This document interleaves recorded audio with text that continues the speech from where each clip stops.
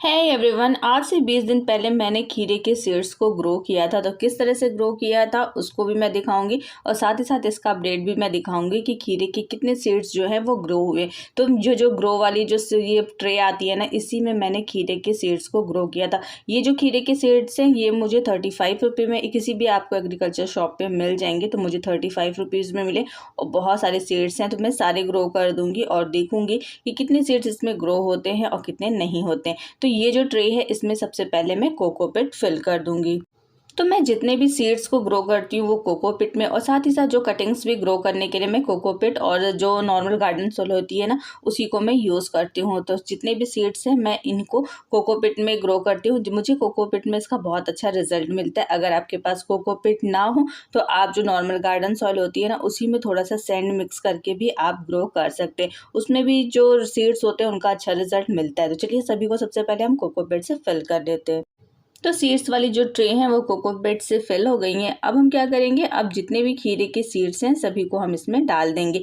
तो सीड्स को इधर से डालना है उधर से डालना है, कोई ऐसा नियम नहीं है। बस आप सीड्स को लीजिए और खड़ा करके डालिए, उसमें लिटा दीजिए, जैसे मन चाहे वैसे आप इसमें सीड्स को डाल दीजिए। तो पहले मैं एक एक सीड्स को इसमें डाल रही थी, फिर मुझे लगा इतने ज़्यादा सीड्स हैं, फिर मैं कहाँ कहाँ लगाऊंगी इसे। तो फिर मैंने सोचा मैं एक साथ 3-3 4-4 भी सीड्स डाल के देखती हूँ कि प्लांट ग्रो होते हैं कि नहीं होते। तो बस जिस तरह से भी मुझे जहाँ भी जितने भी हाथ में उड़ जा रहे थे ना, मैं उसको एक जगह पे उतने ही सीड्स को डाल दे रही थी। इतना करने के बाद भी मेरे पास बहुत सारे सीड्स बच गए, जिनको मेरे पास जो ग्रो बैग है उसमें मैंने लगा दिया। मैंने सोचा कि जब ग्रो बैग में भी थोड़े थोड़े बड़े हो जाएंगे, अगर पास पास लगें तो मैं फिर उन्हें अलग अलग शिफ्ट कर दूंगी। तो चलिए फटाफट इस तरह से हम सीड्स को लगा लेते हैं।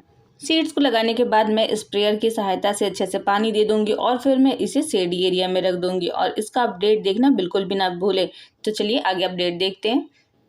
तो फ्रेंड्स ये देखिए 4 दिन के बाद का मैं आपको अपडेट दिखा रही हूँ। सेकेंड डे से ही इसमें हल्की हल्की ग्रोथ स्टार्ट हो गई थी, लेकिन ये देखिए 4th डे पे काफ़ी जो सीड्स है वो ग्रो हो गए। तो चलिए कुछ टाइम के बाद का और वेट करते हैं और देखते हैं कि जितने भी हमने सीड्स ग्रो किए थे वो ग्रो हुए हैं कि नहीं हुए हैं। फ्रेंड्स ये देखिए, ये मैं आपको 10 दिन के बाद का अपडेट दिखा रही हूँ। आप देख सकते हैं जितने भी मेरे सीड्स ग्रो किए थे सभी सीड्स जो है वो ग्रो हो गए। कुछ जो है वो नहीं ग्रो हुए हैं, लेकिन वो थोड़े थोड़े उसमें ना ग्रोथ दिख रही है, तो मैं उनको इन्हीं में लगी रहने दूंगी। लेकिन देखिए ज़्यादातर जितने भी सीड्स है वो सब ग्रो हो गए। तो जो सीड्स है वो अच्छे थे। तो अब मैं क्या करने वाली हूँ, मैंने अपने टेरेस पे इस तरह के बड़े बड़े से ग्रो बैग्स रखे, इसी में मैं इनको लगा दूंगी।